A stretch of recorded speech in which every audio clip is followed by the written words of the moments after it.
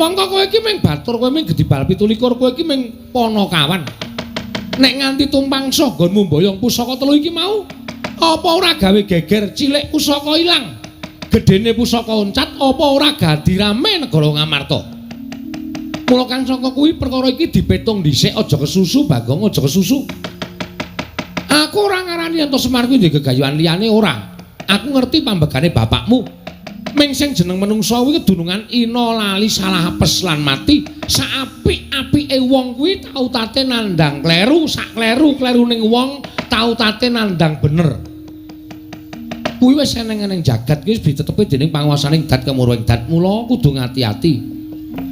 Cekak gampange sampean maido karo Semar, ha to?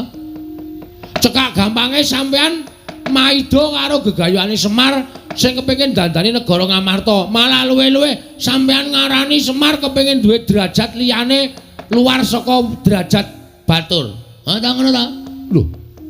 Kuwi mung Panyakrabawa nanging rak durung sak tenane to. Rasaku kanom.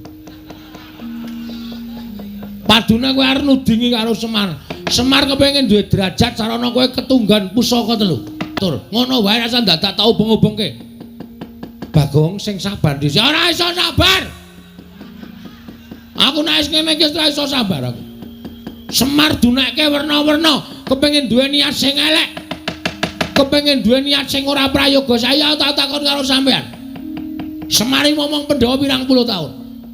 Tahu Semar njaluk undaan bayar? Tahu Semar njaluk derajat sing luwih dhuwur? Tahu Semar kepengin duwe apa-apa? Ora tahu. Ora tahu.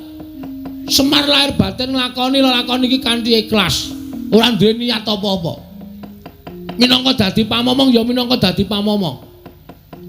Nek Semar gelem dadi wong duwe derajat, duwe pangkat rasa dadak nganggo pusaka telu tombak karo welang payu tunggu naga pustaka jamus tombak karo welang. Lemu nyebut ki ngawur, ora urusan. Wong nesu bebas. Wong edani bebas.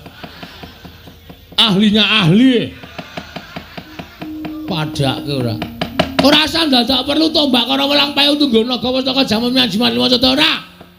Ning Semar ki tak omong ya. Ae titi sing Sanghyang Bathara Ismaya, mbiyen nek gelem dadi dewa, Semar ki wis mukti. Wis mukti nang kayangan kono. Ora dadi titah kon dadi titah kaya kowe-kowe kuwi. Hah? Ora kok dadi kuwi ora basa kowe. Nesu mosok basa. Nesu kok basa kuwi wadku.